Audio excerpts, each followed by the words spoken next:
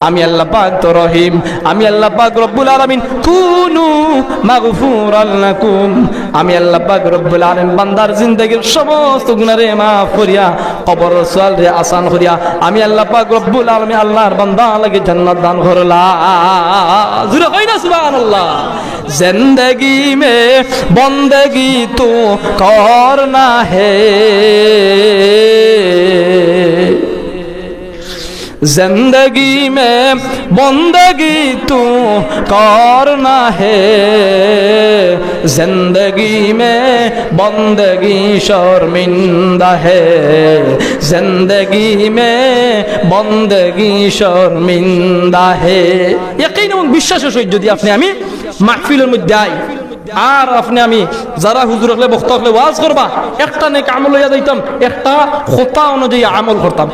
যে কোনো মানুষে বক্তা হলে ওয়াজ করা তওবা সম্পর্কে, আমার আলোচনা হলো তওবা সম্পর্কে। আমি বিষয়ের দিকে ইনশাআল্লাহ আলোচনা করার চেষ্টা করি।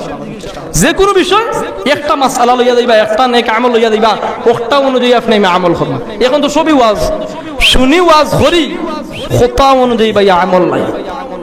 বাদ পাইতাম না আপনার আমারে, আমি সঠিক মাতি নিজে চেষ্টা করতাম আমল করার, আর মানুষ লাগে কইতাম নসিহত দিতাম, উপদেশ আপনারাও আমল করো, আমল হলে আল্লাহ জান্নাত দান করবা, আমল হলে জান্নাত দান করবা।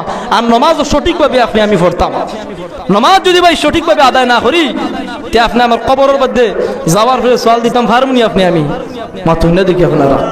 হ্যাঁ, আল্লাহ পাক রব্বুল আলামিন আপনারা আমারে বানাইছেন, অত দয়াবান আল্লাহ পাক রব্বুল আলামিন যে কোনো উসিলায় যে কোনো জরিয়ায় আপনারে আমারে আল্লাহ পাক রব্বুল আলামিন মাফ করে দিলেই জোরে কই না সুবহানাল্লাহ।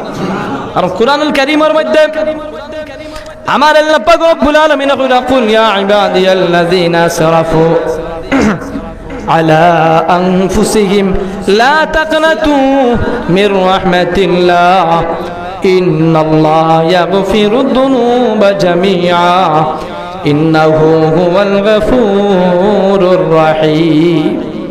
বল আপনি কই দেখেন নবী আপনার উম্মতকে লেখা দেও, ইয়া ইবাদিয়াল্লাযিনা আসরাফু, যারা নিজের নফসের উপর জুলুম করছে, অত্যাচার করছে, পাহাড় পরিমাণ গুনাহ করে গেছে, লা তাকনাতু মির রাহমাতিল্লাহ, তারা যেন আল্লাহ পাক রব্বুল আলামিনের রহমত তাকে নৈরাশ না হয়। ইন্নাল্লাহা ইয়াগফিরুয যুনুবা জামিআ, নিশ্চয় তিনি ক্ষমাশীল পরম দয়ালু।